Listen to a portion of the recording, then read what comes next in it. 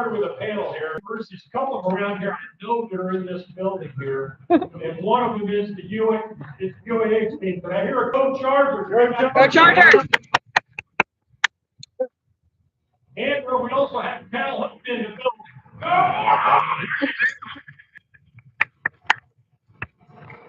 Just the college around here.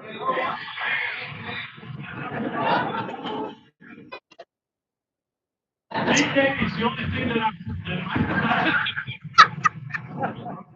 okay. All right. You can leave now, Mr. Godon. Get out. Okay, thanks a lot.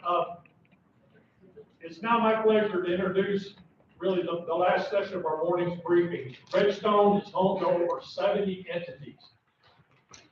And this panel is going to look at the many ways that Redstone has been supporting DoD's activities around the world. This really is a place where if soldiers, sailors, airmen, Marines need support, and they need it now, they do call the area code 256, and they'll get the help. That's what we're known for.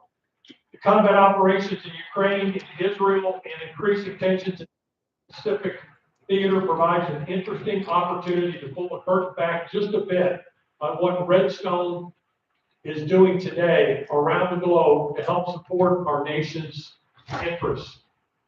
On today's panel, we got a great panel. We do. We got Colonel Shane Upton, who is the cross-functional team director, CFT director for contested logistics, who will talk about the Indo-Pacific activity and some of the other things that he's doing and what he's doing to stand up this new organization. Then we have Colonel Guy Yelverton, who actually has two positions. He's the acting deputy for acquisition and systems management at PEO Missiles and Space, and he also happens to be the program manager for INDOPACOM, the Integrated Fires and Rapid Capabilities Office. He's program manager for that. Tough job. Mr. Antoine Cheatham is the Deputy Director of INDOPACOM, NORTHCOM, and SOUTHCOM regional operations for the U.S. Army Security Assistance Command.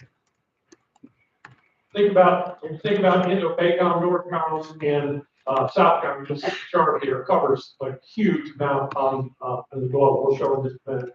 Of course, Mr. Michael Patterson is the Chief of the Army Contracting Command's Strategic Initiatives Group, and he's going to touch on some of the things that he's doing and they're doing in the contracting command, and potentially talk a little bit about the Middle East. The bios for each of the panelists are available on the link in the printed program, and so here's your globe and the areas of responsibility. If you look at NORTHCOM and SOUTHCOM and the INDOPACOM theater, that's that one guy. That's Antoine, that's his little area of responsibility. Very, very unique in that perspective. So what we're going to do is we're going to start off and have each of the panelists have a short discussion about whatever it is they want to talk about in their support to the globe.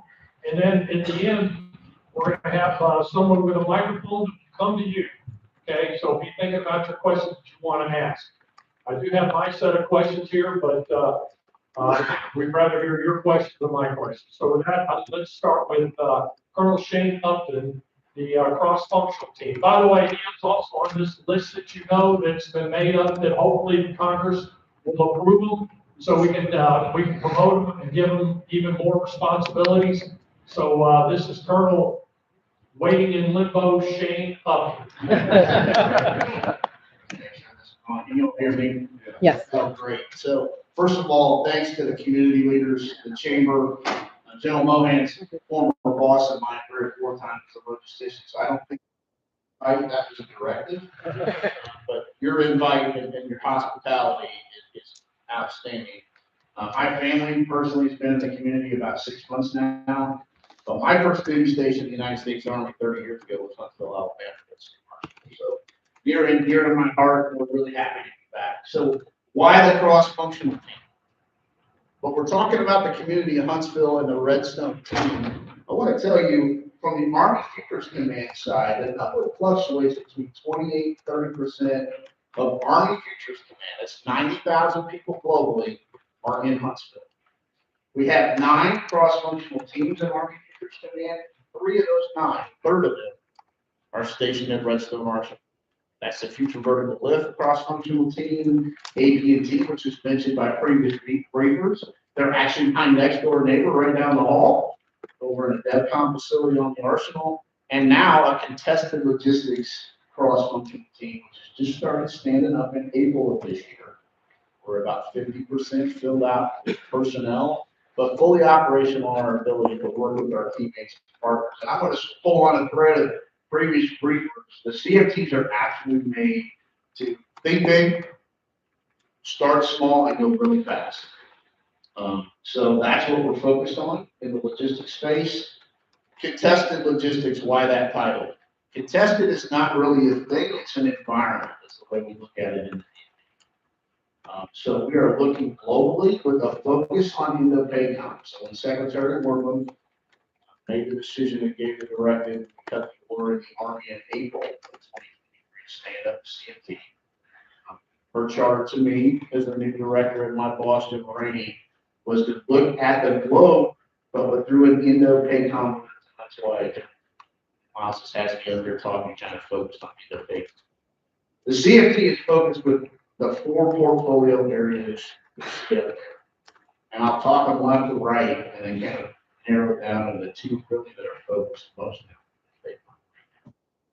First one, precision sustainment. So that's the use of artificial intelligence, machine learning, data analytics to make our decisions faster for our warfighting commanders. We'll join the Army and we'll look at sustainment. And we look at an area like the Indo-Pacific. We call it the tyranny of distance. But one, it's obvious how much water is out there. But every enemy in that potential AOR is still on land. So we have to be able to sustain our joint forces in that AOR at long reach. And we know we're going to be contested by our pacing threat there. Using precision sustainment, I want to make sure that this is about speed of decisions and speed of availability of options. So using AI and ML tools, we would see options for a commander where they would get things like fuel, ammunition, medical supplies, and predictive maintenance of key assets, platforms, and all those options being then a machine giving them more rapid decision space and the ability to manipulate those items and move them where they're at that point. In an area like INDOPACOM, if we make a bad decision or a miscalculated decision of placement of large amounts of ammunition or fuel, or very exquisite, high in low basically volume of our magazine depth munitions, that can take weeks to fix. So we're looking at those tools to do that. You go into the next one of demand reduction. In a contested environment, the contested piece is really, is the adversary going to contest us in all domains, in space, in our communications, whether it's GPS or other, what we call a defense denied integrated logistics environment, or DIL. Are they going to contest us in our ports when we're trying to project force? One of the things that still makes the United States DOD and our nation a superpower is our ability to project force anywhere in the world. And quite frankly, for about the last 2 decades, we've been able to do that quite frequently. We know that that will not be the case, especially with large-scale conflict. So we've got to figure out how to produce things at point of need for that tactical warfighter. And that's the nexus of demand reduction. Think producing water from atmospheric extraction at point of need, so we have drinking water and you don't have to distribute it to the shoulder. Think about power, alternate power sources. We heard about that. On a battlefield at edge that are more sustainable, nuclear, hydrogen, alternate fuels. We will absolutely still be using hydroelectric technology. The briefings before talked about that. But there's a demand trade-off there. There's also an ability to reduce our fuel distribution. That is a huge part, if you look at an INDOPACOM type deal, or figuring out where to move things like fuel and power distribution. And basically figuring out how to reduce those demands. The third one is multi-capable platforms. Right now, our efforts in the cross-functional team. So efforts led by command and the Army, Retail will be the integrator that will push that effort forward. The cross-functional team we contested with this. We're looking right now at already writing capabilities documents, things like autonomous watercraft that would be used in INDOPACOM in that first island chain that right around Taiwan and South China Seas, Islands, where you know it's going to be so contested that the risk of putting a manned vessel, one at the cost of that vessel, more important than people on it. You look at autonomy as an option. Supplies, containerized, even weapon systems that go in unpredictable routes, unpredictable means, and be almost a drone swarm on the water. That also ties into air autonomy, where you pull platforms off of that vessel using autonomous aircraft, and then put it, now that we already have programs we have out there, autonomous land-based resupply vessels. And that's at the core of that HMI formation that we stand up to. Things like they call a small mission capable equipment transport robot, or SNET. That robot is a transport multi-payload capability. Take that, then in the concept, vessel offshore, with half the dock, not manned, to an autonomous air platform, and then on that robot. So that's that. The last one, advanced power. So one of the biggest things logistically when you look at theater armies, especially when you look at a theater army like Pack, being a commander of a theater army on the land-based force side of the joint fight intervention, is the need for power. We just talked about emerging technologies that are absolutely necessary to us maintaining our advantage over our adversaries, like the power part. The logistician in me has got to figure out how to get those power needs to that system wherever we choose to place it. My boss recently made some comments at a conference out in Washington, D.C. The Army that we've been in that I've been in for the last 3 decades has been a maneuver-centric Army where we use fires, precision, soon to be hypersonic, all that, to then maneuver into place. That dichotomy is going to shift, I think, in the Army. So we'll use maneuver to actually place fires assets at extended range. And that is a shift. That's a transformation of the thought process of how we fight. So I just wanted to cover those really quick, and then we'll do some question and answer. But that's why we're here. We're glad to be in Huntsville. The talent base that the CFD can pull from just in this local area that's here, some of them in the room, is phenomenal. And we're really enjoying our time here as we get stood up.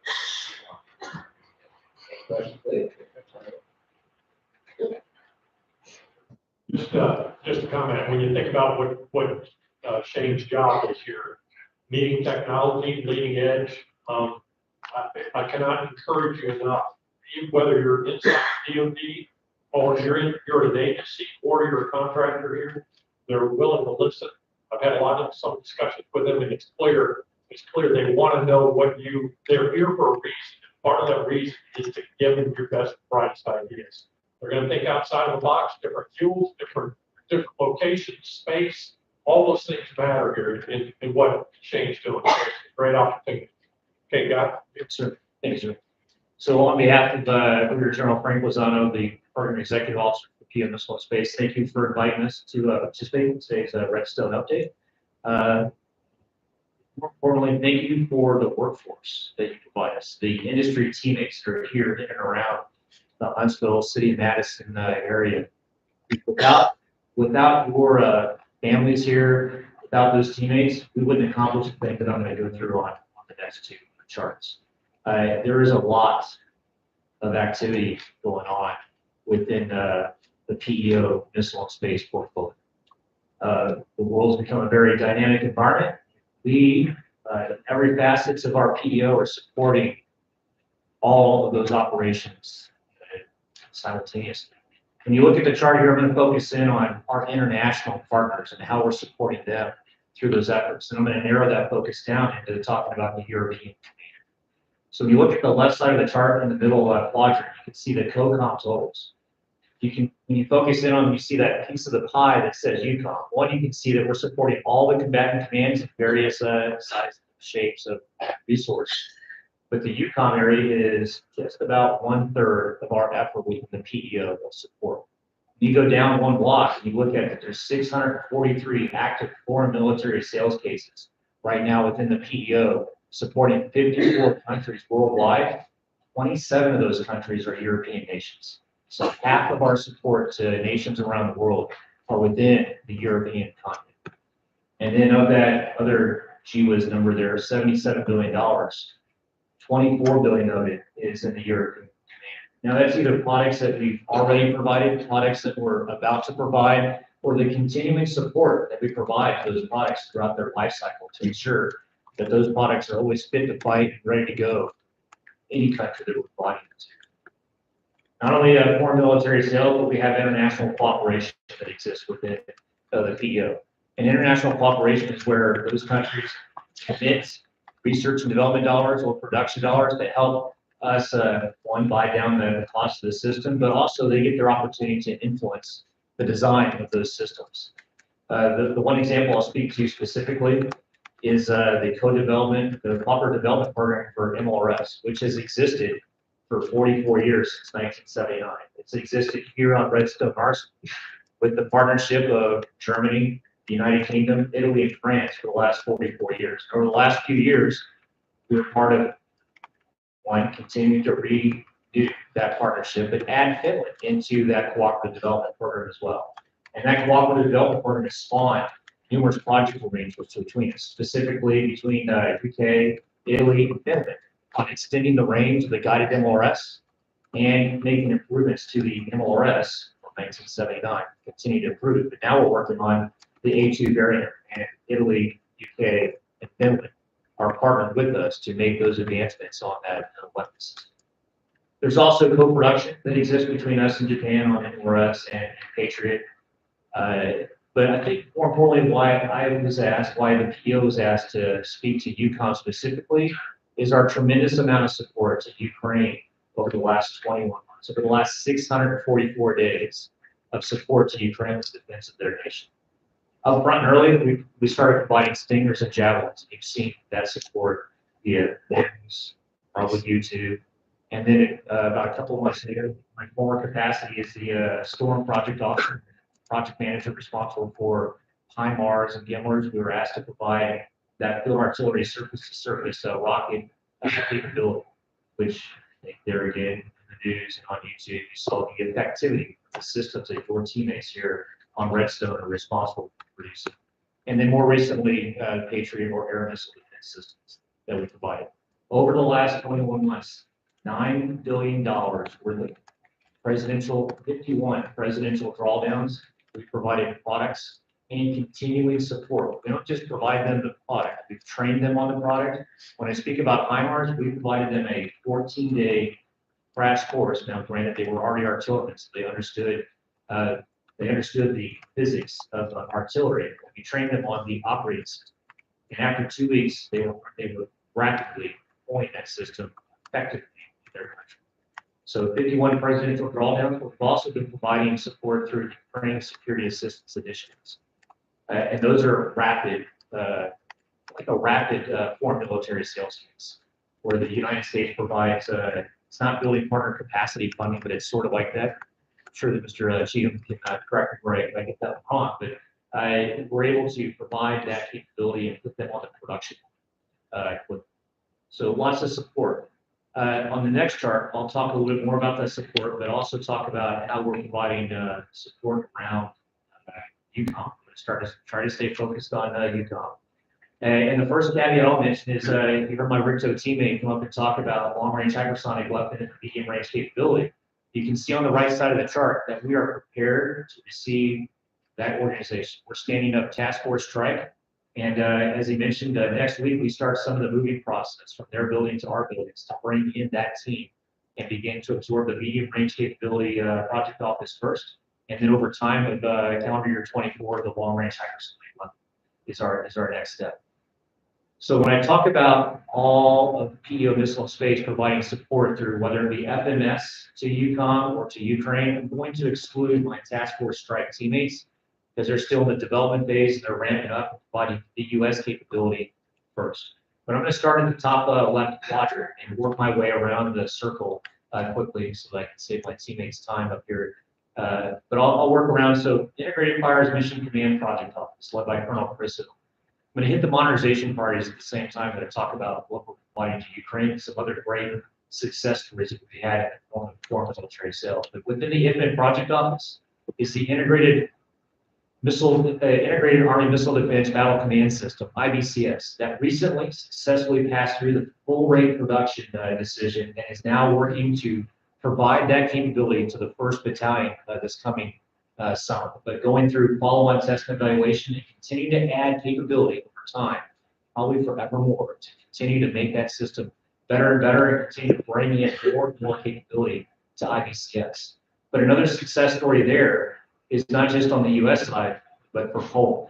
For Poland, we have provided the 1st Battalion of Patriots to Poland, enabled by the Integrated Air Missile Defense Battle Command System, IBCS. So they're the first foreign military sales partner to receive IBCS.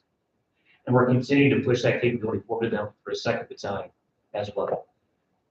But in support of Ukraine, Colonel Bill's team is very busy as well. As I highlighted, we've provided the Patriot system. So the Patriot ground support, which is the Patriot command and control, and the radars have also been provided to Ukraine. I'll come down one quadrant to Colonel Tate's group, the Search, Track, Acquire, Radiate, and Stare Project Office. Their modernization priority is the lower tier air missile defense system that will replace the Patriot radar over time. They're currently going through their operational assessment. They're expected to finish that operational assessment by the end of next week. We'll take everything we've learned from this first operational assessment, roll that knowledge back into that system and go forward for more testing next year and on into the initial operational test evaluation in FY25 as we prepare to provide that capability to the warfighter starting in the FY26 time. But his project office has also been very involved in supporting Ukraine through the provisioning of Q-36 radars. We heard a comment earlier about Q-36 and the Sentinel A3 radar. So providing that counterfire radar and air missile defense quality radar to Ukraine for the defense of their nation and maintaining that system. Come down one more quadrant to our last air missile defense project office led by Colonel Andrew Winoff, and that's the short intermediate vectors for layered defense shield project office. His modernization priority, he's lucky. He gets 2 modernization priorities. He has the MSHORAD Inc. 1 and the IFPIC Increment 2 capability that will be provided. MSHORAD Inc. 1 is already in the warfighter's hands today, and IFPIC Increment 2 is on its way to operational assessment next summer, and we continue on through its assessments and continue to make that system better as we work to provide that to the warfighter as quickly as possible. But his team is also very entrenched in providing support to Ukraine through the provisioning of Stinger up front early in that conflict, which I know we've seen that in action as well. The Avenger, as well as the Patriot interceptors and launchers come from Colonel Winoff's team. So they have a lot of activity going on in their project office and high quality personnel and teammates that are making it happen every week. As I work my way up the circle, coming over to the maneuver side of our formations, you have the Tactical Aviation Ground Munitions Project Office by Mr. Frederick. His team has been providing aviation ground support. They don't have a modernization priority yet. It's on the horizon. They're going to get to join the fund as well. But Javelin and tow systems were provided to the Ukrainians within the first couple of weeks of the incursion. And they've been providing a lot of support ever since. And then the last maneuver project office up at the top, my former office, now led by Mr. Holiday, the Strategic and Operational Rockets and Missiles Project Office. Their modernization priority is the Precision Strike Missile that will replace the Army Tactical Missile System. Matter of fact, they just finished their first production qualification flight test, 13th of November. Highly successful test. That test was successful enough. It's going to allow us to deliver the first capability to the warfighter by the end of the month, provisioning that the first 2 pods of Precision Strike Missile to the U.S. Army. So great accomplishments there within that team. but they've also been supporting Ukraine heavily, as I highlighted earlier, with HIMARS and the guided MLRS. Then you come to the last project office, the one I have the pleasure and honor to lead today, the Integrated Fire Traffic Capability Office. On the RCO side, we are working with several European nations to provide counter-small UAS capability, both in the forms of program record and non-program record capability. And we're working diligently to provide them that capability.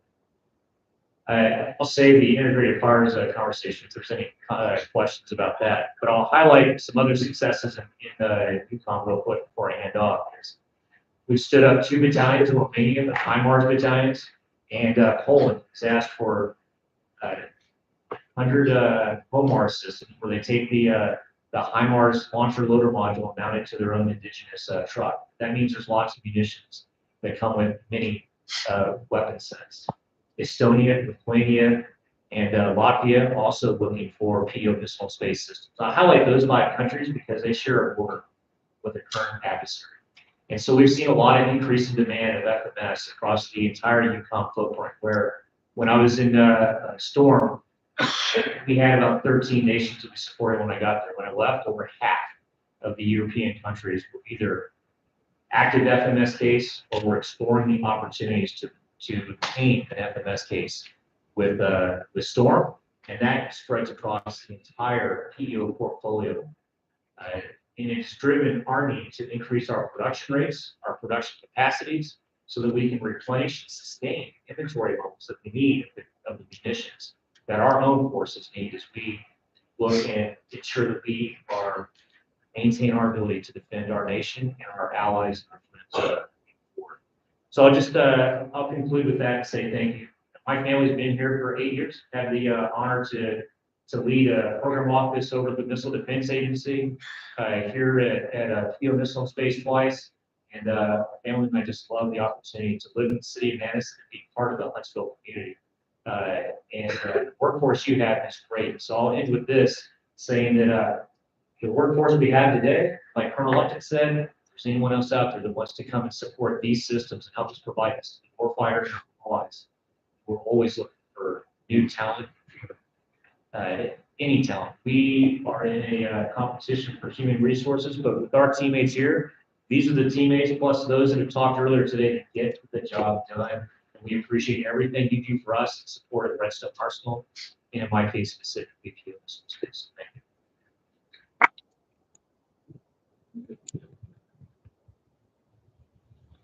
Thanks, Guy, appreciate it. It's amazing to watch what happens in that fight in the European theater. There's a whole lot of fires and not a lot of maneuver. And so if you want to keep people alive on the battlefield, protect your country, you better be able to do fire as well. And that's a lot of thanks goes to what goes on inside PO Missile Space.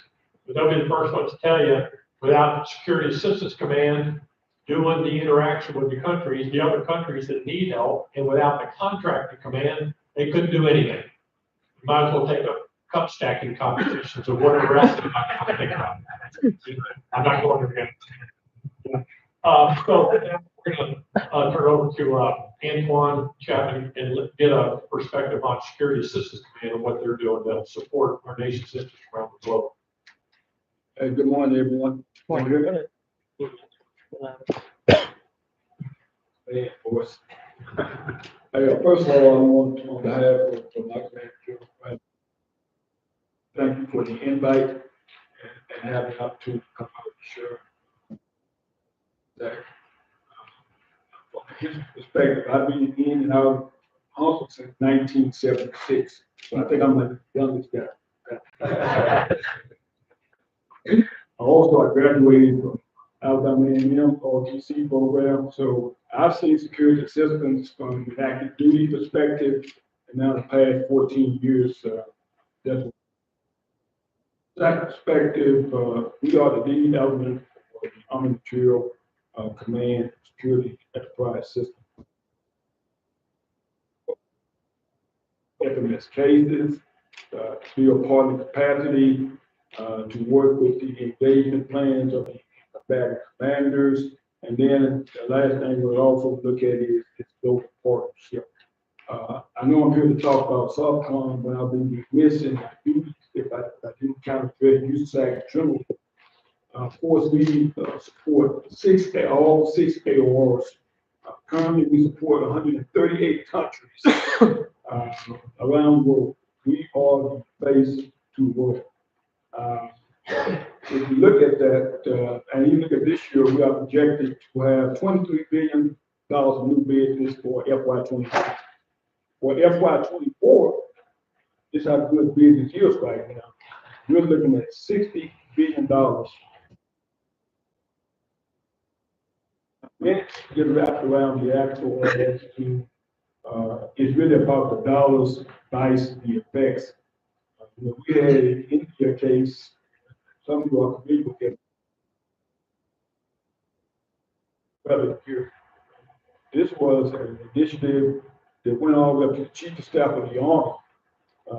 And I guess the thing that brings us back home, the sleeping bags were produced here in Southern Alabama. So there is some impacts that the community has when it gets in. Why is this security assistance so important, globally speaking? Look at the news as well as anyone else. There are two wars going on simultaneously, and then when we look at China impact potentially with Taiwan, would anyone ever imagine that we may have 3 battles going on 3 separate fronts simultaneously? So that's why this security assistance is so very, very important. The next thing I would tell you when you look at security assistance, there are 3 ships in security assistance, and I think it applies to what you all do in business. One will be the relationship. What we do.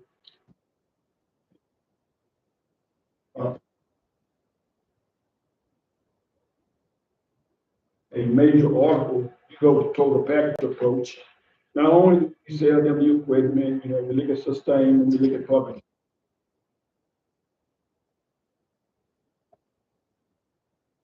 That's important. Then the next thing would be the second ship would be partnership. In that we know that the U.S. cannot fight all battles by themselves. We need our partners and we need our allies. And I think Major General Myles has spoken of earlier is our partners believe in what we do. They believe in our products. They work. They're the best in the world and they want a part of that. And then the last ship would be friendship. We have to have friends globally and around the world. So when we look at those 3 ships, that's really our core business when we work through with our partners and allies. Now, from a SOUTHCOM perspective, and we mentioned about INDOPACOM, SOUTHCOM, NORTHCOM. Just so you can put it into perspective, USAC has over 6,000 FMS cases. 6,000. From an ICN perspective, I have 2,000 cases that I work. Now, why I'm here today is SOUTHCOM. Currently, I have 500 FMS cases that we're dealing with SOUTHCOM. You can see we've got a highlight there in yellow, over 500 cases, $2.7 billion.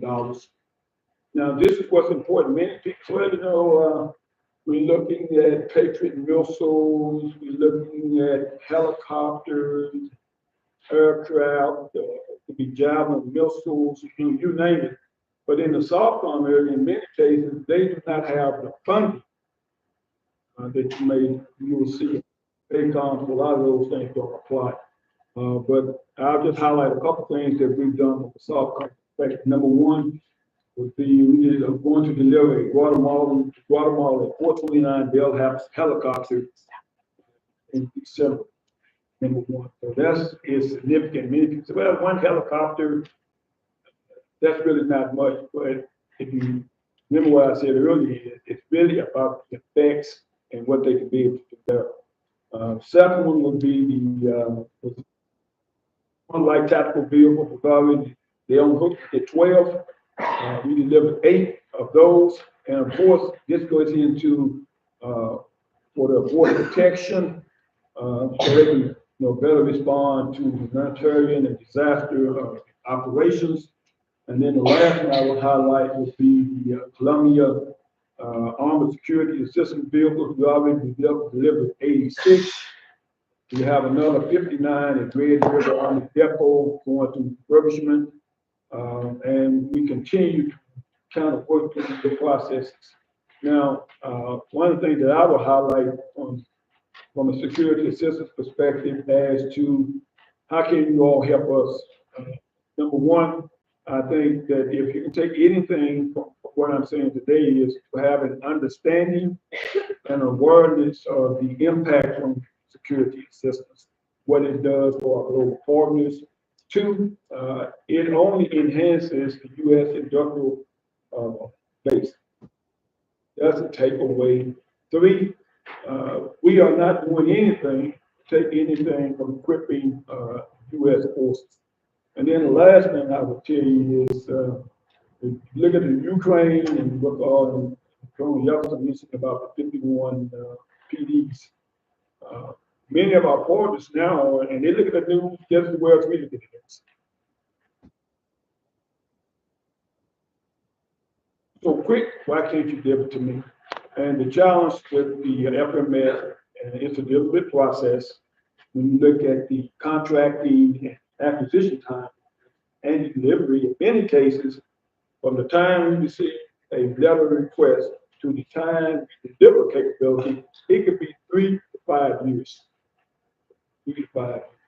So this is why this is so very, very important, and hopefully we'll have awareness of what security assistance does and the impacts that it makes globally. That's all I have.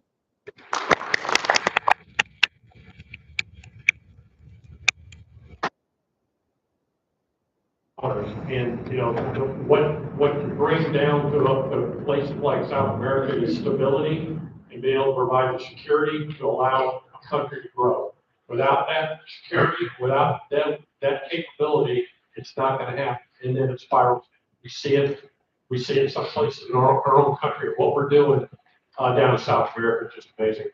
Okay, let's, nothing, Jim Pillsbury said a long time ago, all bad things start with contracting, and all good things start with contracting. It's what it is. You can't live without it. So here we go. Okay.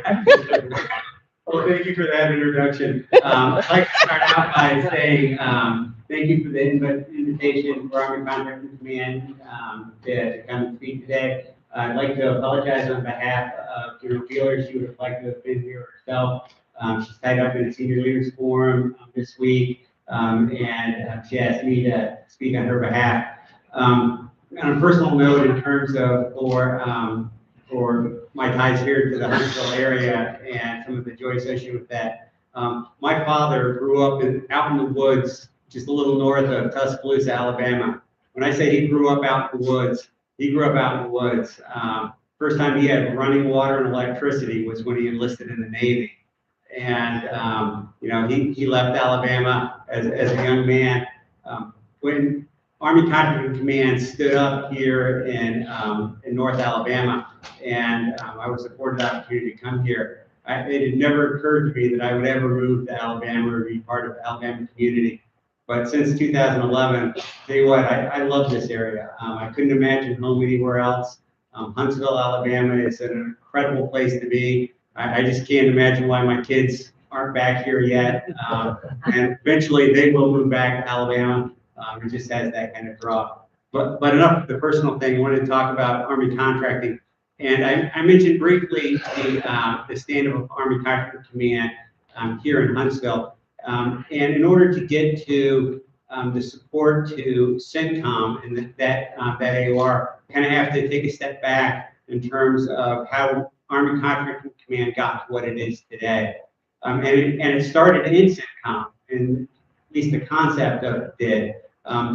Back in the early days of the Iraq War, there were a number of challenges and problems that came up in terms of the contracting support that was being provided and some of the oversight associated with that.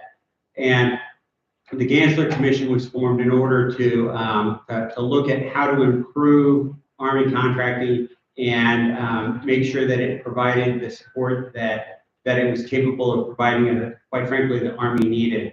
And out of the Gansler Commission, Army Contracting Command was formed. And it became a global operation. If you look at it, I mean, we have over 6,000 people at over 100 permanent locations worldwide. Across CENTCOM, across Europe, really all of the COCOMs have Army Contracting Command presence. We're talking about, again, like I said, 6,000 people. That equates to over 123,000 contracting actions last year alone, valued at over $92 billion. In terms of perspective, what that means is that over 80% of all of the contracting dollars that DOD had, or that Army had, were executed by Army Contracting Command. So again, 80% of all of the dollars that go out the door for contracts for the Army were executed by Army Contracting Command. Even if you look at the federal government, over 20% of every federal dollar used in contracting is executed by Army Contracting Command. And why is that important when you look at it? It has to do with being able to scale and scope and provide resources when there's a critical mission. A couple of great examples. If you look back just a few years ago for COVID, when the COVID emergency happened, even though that mission was Department of Health and Human Services requirement, it would fall into their area of operation, it quickly overwhelmed them. And they reached out to the Department of Defense and to the Army in order for support. And all of those contracts for vaccine development, for vaccine distribution, those were all executed by Army Contracting Command. And the reason why Army Contracting Command was able to do it was because we had that global presence. We had those 6,000 contracting professionals spread around the globe. We were able to pull together a virtual organization and a virtual structure and put resources, a lot of resources, against that problem in order to come up with solutions that were a success. When other folks at the table were talking about successes associated with getting things to the Ukraine, all of everything that they're talking about on the program side, all of those requirements, they require a contract in order to actually get execution. And those contracts were primarily executed by Army Contracting Command. So whether it be Army Futures Command coming up with the new ideas and innovations in order for provide support to the Pacific, those are all Army Contracting Command contracts. If it's the missiles in space, all of those efforts come from a contract executed by Army Contracting Command. For the USASAC or those global partners, those products that are being delivered to them, those are executed with or being provided with Army Contracting Command contract. So it really is something that it's an enterprise that becomes a key enabler that enables the Army to actually provide the warfighting support that it needs to do. I don't mean to seem passionate about Army contract, but honestly, it's been my life, and it is something that's a passion for me. As we talked specifically, one of the things that I was asked to talk about was CENTCOM. And again, like I said, you have to look at that global enterprise and being able to bring resources there. And of that global enterprise, right now, there are four different brigades that are actively engaged in planning and support to support ongoing operations in the CENTCOM AOR, and 2 contracting centers.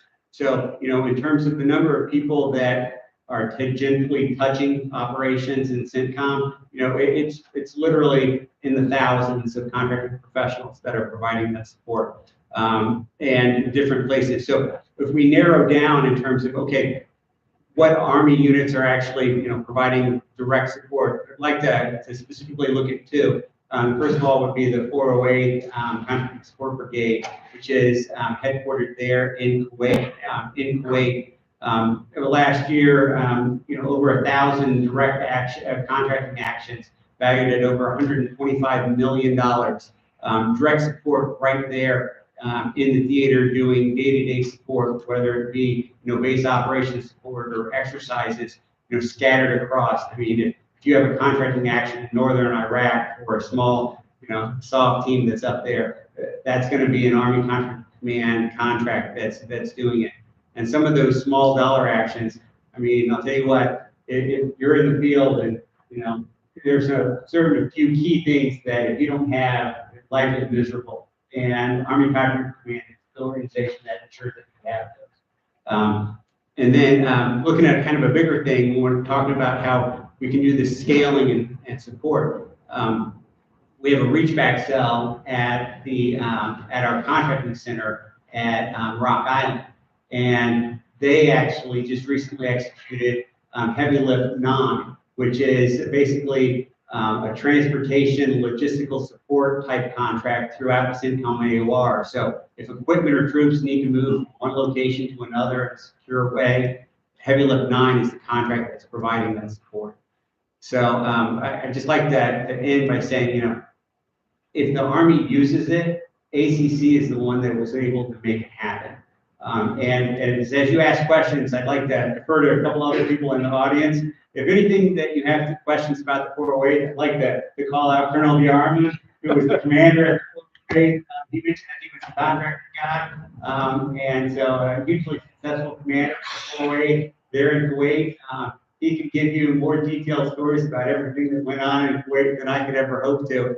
And I'd also like to do another call out. He's looking down, so I won't call him out right now. The former commander of Army Contracting Command, retired General Pardue. Again, he can provide a host of answers, a lot of things with contracting.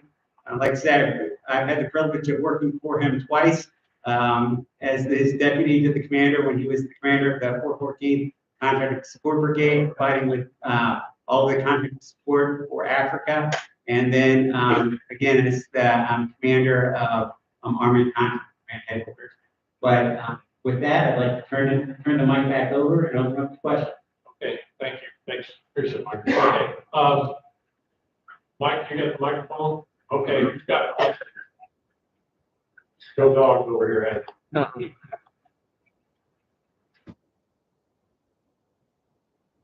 Talk about sustainment and spare parts and contracts, equipment. You want to talk about medical evacuation and medical treatment in the Indo-PACOM area? I can tackle that one, I guess, first. I think it's still on. Can you hear me? No.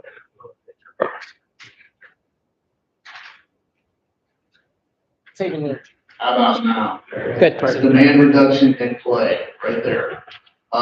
It's actually one of the CFT's core functional areas that's embedded in demand reduction and the precision sustainment piece. So when General Rainey first took my in brief of what we would do, he said safety focused on medical logistics and medical impact. It also plays into that multi-capable distribution piece. So a lot of the work we're starting to do and need to be done with the partners in this group and in this community are things like small drone medevac. That's happening in the Ukraine right now. So from point of injury back to roll one, they're using drone technology to stabilize the patient, and they'll do it with it. And it allows much broader depth and breadth of point of injury to roll one evacuation than you ever get in a tractor wheel ambulances or even modern technology. We have the estimate I mentioned previously. When we look at the experimentation that'll happen here in about 60 days out of the National Training Center, which is called Capstone 4, or you may have heard the term Project Convergence. That's a joint and allied partner experimentation where we look at ST technology or programs of record as a go to RDT&E and experimenting. Estimate is another medevac platform that actually I just saw a demonstration down at Fort Warren on how we do that with it. The bigger piece that with the contested logistics piece we'll look at is also the movement of high value assets into Class 8 or the medical supply piece. I just took a brief from a company that's doing Class 8 blood plasma resupply all over Africa with drones. We are absolutely looking at that technology on the battlefield path. The need for that, when I talk about an autonomy piece, when you're trying to take in a casualty in LISCO, which we probably see, we will take many more casualties than we've probably seen in the last 2 decades, absolutely. You've got to stabilize immediately. We have a lot of emerging technology in the medical sector to do that, but we got to be able to get it to the point. A lot of that's gonna be in those autonomous systems. So I don't know if I directly answered your question, but that's what we're working on right now in that space. And if any follow-up or afterwards, I'll give you my card and be glad to have those discussions. But I'll defer to my other panel members. That was good. Who would have thought that that question would be answered? Who's thinking about that? These guys are. It's amazing. Chairman Myles, Brad Pennywell, the Office System, great panel. Can't thank you enough for all. I hate to pick on Colonel in ultra limbo Upton, but come back. I just really a question about forecasting and demand planning as the director of the newest CFT with probably arguably the most unbounded requirements. And can you talk to us about how you set your goals and priorities next few years to determine what your budgeting requirements are so that you go from the theoretical, conceptual things that you talked about to the tactical applications of contracting and putting those things in action? That's a great question. And after I take a stab at it, I'll phone a friend because we've got some experts up here. And I'm a firm believer of all good things and start with contracting. My previous job to this, I was the user of G4 when we kicked off. I lived PD1, PD44 personally. And the contracting action, and the PO action, and the use of SAC action. So it is a team of teams here at Redstone. But to your question, our priorities right now, and it will net from theater down to tactical edge, are fuel, ammo, medical supply, CASEVAC, and predictive maintenance. There are other commodities that are absolutely, I'm a soldier, I like to eat. Okay, but the prioritization of demand forecasting, using analytic tools to do that, will focus first at fuel, ammo, the medical logistics piece, and our predictive maintenance of our key systems and our key ammunition platform, especially the exquisite, and I'll use prison here for example. When you look at those analytics, that's how we'll focus our efforts. Here's the thing, it's a great question to walk in time. There are already technologies that have been developed by people in this room, by people in this nation, or by allies and partners that we're closely partnered with, that we can bring a viable product now to the warfighter in my boss is charged with me in a 12 to 24 month time. Put it in their hands. Don't let perfection get away in the way of implementation to a warfighter. And that's across the 24 foot of focus. One of the big issues right now is that predictive space. There's a ton of work for it. Quite frankly, mostly in the DoD, we'll do a whole process of requirements development, we'll write the requirements, prototype. Those prototypes are done. So what I say by that, the speed is there, the opportunity is there to go fast in those spaces. So that 18 to 24 month space. The budgeting piece, we actually are the requirements developers. The budgeting comes in when I hand it over to the ASOL community. And we go after procurement of that asset if it's a material solution. We've heard the octagon piece previously, the .NET PFP piece, the integration of these capabilities, and of course, that timing has to be integrated and go fast, seamlessly. So an organization like RICTO, Futures Command, our partners, you're integrating and planning for integration while you're bringing the material solution to the warfighter. That's a dichotomy. In my career, got really good at integration, but not good for a while at bringing material solutions to the warfighter at time of need. Split. Using old technology, whatever. We all know that. That dichotomy is flipped.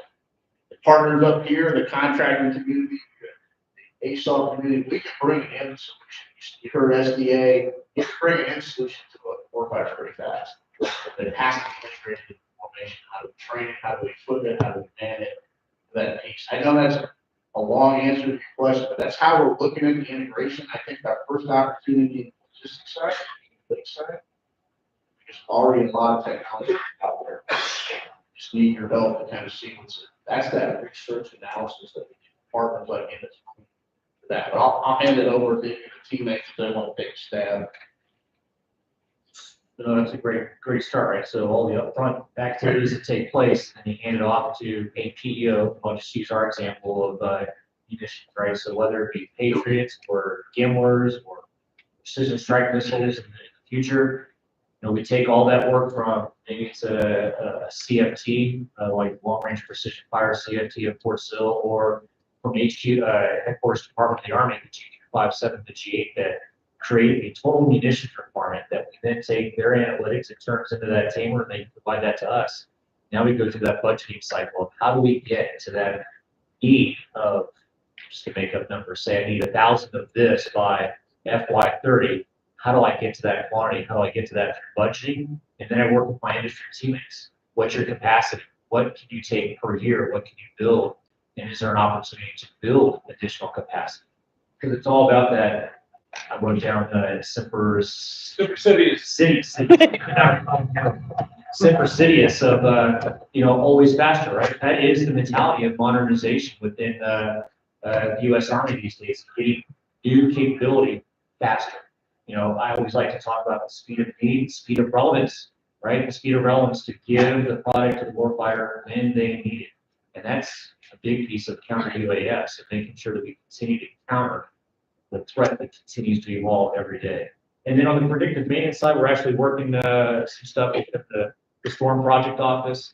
It started off as a cyber capability, but additional capability good, where you could see what was going on in the automotive system of the HIMARS, for example, and then that could report back to a common operating picture so that the battalion or the brigade or a higher level operational cell could see that that system is going to need maintenance when they get back to the forward operating base or to the installation post or camp. So there's all sorts of things that we're doing so we can lean forward so we can provide that. Whereas when I was a lieutenant, I wasn't allowed to replace the part until it was broken. But now we're able to predict that here's where it's going to break. Let's fix it now and then make that decision. Still using our taxpayers' dollars effectively, because I'm not waiting until it's broken. I'm at the point where it's about to break and I fix it. That's what these tools will help us predicting a couple things bad. Only thing I would add is what the part of security assistance would be the level request and just out what other companies have talked about. You have to get to the left of the level request in there. You just can't just go in and find system. You have to look at the total package approach. And what we have to do with our partners is when they initiate the endorsement, country team assessment, they have to talk about training. How you gonna train? You need net training, you need integrated training. How you gonna sustain this new capability? Do you need concurrent spare parts? How many years of concurrent spare parts do you need? Because what we normally see is they go in and flash the bang and look at the MPE, but they don't look at how you can maintain it. And then what happens, they'll come back in on the backside, they got a system, they have no spare parts. They haven't been trained. So all these things, you see, it's a coordinated effort for not only from the U.S. perspective, but from our partners. And then contractors, really what it comes down to for us is the quality of the requirements document. It's essential that what is actually is wanted is actually defined in the documents so that the contractors can provide that to us. Inevitably, when we run into problems, it's not that a contractor is trying to cheat the government or trying to shirk on what they've agreed to. It's simply that what was desired wasn't put in a meaningful, understandable verbiage so that the contractor could provide it. So again, key documents in terms of requirements documents, and then having the funding to actually pay for what's wanted. That's a big thing. I mean, it's easy to want the moon and only have enough money for a flashlight, but it's balancing that. Okay.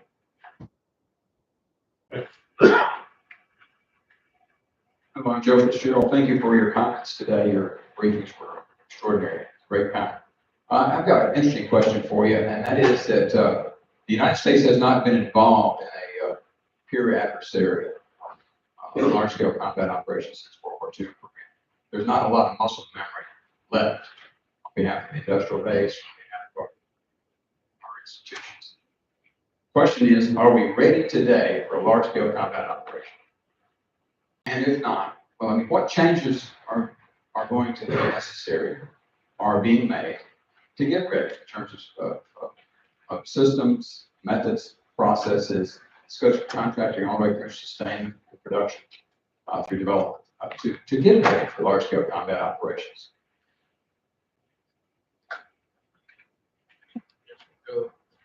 Same order down the table, that's a great question. I wish I had a better answer for you, so I'm gonna kind of give you from the sustained piece. We're ready with the Army we have right now. I know that's not the answer everybody wants to hear, but that's reality. I don't think the world, and I'm gonna hold my boss now, is ready for the next fight. Like, now we're talking once a nuclear powers. And really, no one wins in that fight. Someone may prevail, but it would be life-changing. So I'm in the hope category on that one. That's not a method, that's a phrase in the Army, but we don't go there. But readiness, absolutely. But I will tell you, people is becoming a challenge. When they talk about human machine integrated formations, these technology developments, quite frankly, it's not to replace the human, but it's to take the mundane and high risk task out of the human. And I'll use another one last Jim Rainey quote. If we make contact again with the enemy in a large scale combat operation, we have robotic technology, a breach of lines of contact, forward passage of lines, that can be done robotically right now. So we've got to look at that. That improves readiness, and then have the humans, people like all of us in the room, make the decisions by frankly Upton's opinion, not the Army's opinion, that only humans make. Evidence, whether we use a kinetic or not kinetic effect, things like that. That's part of that answer. Are our stores ready? I wrote a thesis on it. I won't ever have you read it and put you to sleep. Our industrial capability globally, other than maybe one of our peer adversaries, is not nearly what it was. But we've got to look at other alternate solutions. Part of it's what we talked about with partners. There's a lot of business in the interoperability sales of FMS, but the biggest thing from the warfighter's perspective is that builds interoperability on a joint and allied value. When the PO gives our missiles and equipment to our allies, and we give actual material equipment of systems, weapon systems, it's not, the sales is great. The bigger piece of us as a soldier is then that ally. I can talk to them on the same comm systems. They're firing common platforms. The logistician, I'm providing them commonality of ammunition, medical supplies, and all that. And that builds readiness. So it is a tiered effort of all of our organizations to do that. But we've got a lot of work to do, quite frankly. But here's the thing. Our adversaries, we talk in the future, the mantra of the leadership of the Army is deliver the Army of 2030 and design the Army of 2040. The Chinese have a manifesto from their president, Xi Jinping. This is 2027. Have me ready to invade Taiwan if I want to go there. That's not on our time. Okay, so to the point that the question earlier, how fast would we put stuff out there? That's why the 18 to 24 months is comparative and stuff that's a then viable product now. We have multiple organizations that have spoke up here about how we get that to the warfighter faster. That builds readiness. But we have to have that openness, that advantage, because it will. Those type of fights, let's go, you're going to have to maneuver big fires assets into standoff, to violent change, stuck in the pay comp. So I'm going to stop there. That's a great question. There's a lot to unpack. Pass it off to my teammates, but hopefully that helps. So Dr. Fitzgerald, that is a great question. One that we in the PO definitely tackled over the last 3.5 years, right? Because we've learned a lot of lessons of combining a pandemic with the Ukrainian conflict, with the provision of munitions. I'll use that as my example, and then needing to replenish. Every single round we donate is a round that we are working diligently to replace. But we've learned that when you combine both of those activities, a pandemic and the Ukrainian conflict, and providing building, that the ability to surge a production line is not as quick as any of us. My industry partners in my last job, we worked diligently together to figure that out. What we've talked about, there's been several study groups that interviewed several of my teammates, myself, to figure out what are our lessons learned. One of the things that I've continuously offered up is, in order to surge, you have to have a place to start. So you kind of need a rolling surge stock. If you don't have some sort of inventory or stock on hand, it makes it difficult to surge exquisite weapon systems that require microelectronics, rocket propellants, those types of things that are difficult to produce quickly. We need to have them on a shelf. Why do I call it a rolling surge stock? I didn't create that. My industry teammates happened to whisper that in my ear one day. But a rolling surge stock, because most of my components, my missiles, have a shelf life. I do not want that shelf life to expire. So as I put, I'll use rocket motors as examples. I put one rocket motor up on the inventory table. The one at the end comes off and goes into the production line. That way I'm constantly keeping fresh that inventory to use to surge that capability. But to start from scratch, it is difficult. The challenge is the budgeting environment, our fiscal law that requires me to use my procurement dollars to buy full systems. Well, I don't believe I need to buy a full system of inventory of a rolling stock, but there are some critical components in every system that we build that we should focus on having that rolling surge inventory that's available for times of conflict. As sir, you brought up comparing World War II to today. I would say that from the classes I've been to, the war college I've attended, that our technology is greatly different, and our production techniques are incredibly different.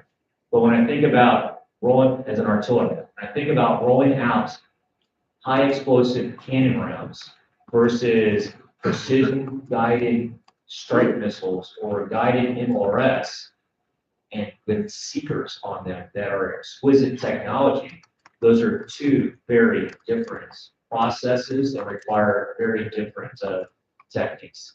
So I just offer that up that, that is the challenge, is the exquisite systems we have today that do very specific things. Our soldiers, our warfighters, out of harm's way, but engaged with the enemy. The ability to surge production lines is difficult. But together, over the past couple of years, we have increased our production capacity so that we can move forward and think about how to take that off. But it will require some fiscal law changes so that we can buy the critical components, not the weapons. Okay, you got 1 more minute to solve this problem. So, Antoine, Okay. Hey, a couple comments. Obviously, Ukraine has put a stress on the burn rates, but I would tell you, from part of the perspective, many of our partners have put in their requests for munitions, it be aircraft, helicopters. We can never create a false impression because they'll tell us, well, instead of getting 3 years, it's going to take 5 years, it's going to take 6 years. And then the other thing I would look at is we talk about partnership. Maybe I know we didn't proprietary information. There may be some opportunity to do some co-production with some of our partners to ease the production capabilities. I just had one quick thought. It has to do with coordination. The important thing really is coordination of requirement so that you prevent what we would call contractor fratricide. So if there's only a limited amount of stock of a key component, it's having the decision makers at the national or international level decide, okay, what's the most important piece, and then buy it for that. Because if you allow those different systems to compete against each other for that component, all of a sudden you just drive up the cost because you get into bidding wars for those pieces, and all of the systems across the spectrum get more expensive. So that coordination at a higher requirements level is what's key for success at that type of fire. All right, so, first of all, thanks for the questions, great questions. I hate to tell Joe Fitzgerald he did good, but that was a great question. If anybody's still concerned about leadership in the Army, and that are they thinking that they have their heads in the right space? Are they empowered to do what they need to do? Do we understand the direction we need to go in? Hopefully this answers a lot of your questions. Great panel, really appreciate what you guys did to talk about what we're doing globally, and whatever we can do to help you, we're all in. Thanks a lot, appreciate it.